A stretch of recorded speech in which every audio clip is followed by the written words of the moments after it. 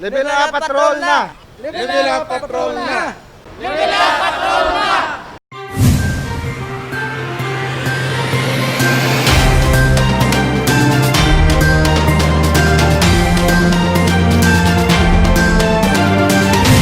Iloilo City ang ginpaidalom na sa Modified Enhanced Community Quarantine. Alkalde sang syudad may pangabay sa publiko. Ginaprubahan sang Interagency Task Force ang pagbalik sang Iloilo City sa Modified Enhanced Community Quarantine. Magalawig ini tubtub Oktubre 9. May executive order na nga gimpagwa ang alkalde angot sa mga protocol. Pila diri amo ang curfew halin alas 9 sa gabi tubtub alas 4 sa kaagahon. Sakop man sini amo ang total liquor ban. Maluwas sa 13 ka mga barangay nga gimpaidalom sa lockdown subong nga adlaw nadugangan pagid ini sang 5. Bangod sang padayon nga pagsaka sang confirmed cases sang COVID-19 sa syudad, may pangabay ang alkalde.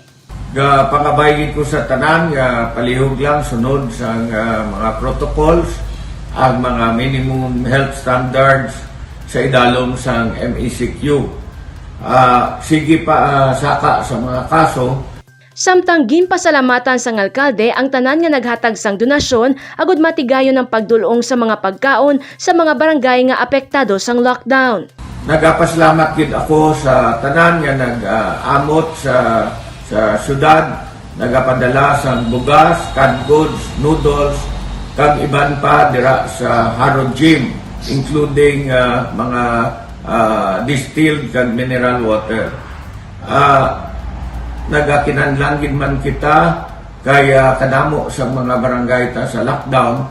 Aside sa mga lockdown nga mga barangay, may mga nagdugang pagid sa mga barangay nga may mga positive cases, may mga surgical lockdown sila.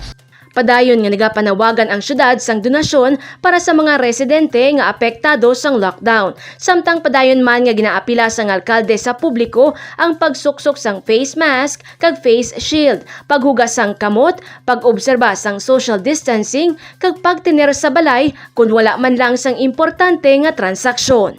Ang kampanya batok sa COVID-19 ang hindi gid lamang iya sang lokal nga panguluhan. Gani dapat nga bululigan kag importante nga magkooperar. Jennifer Garcia Hernandez para sa Level Up Patrol.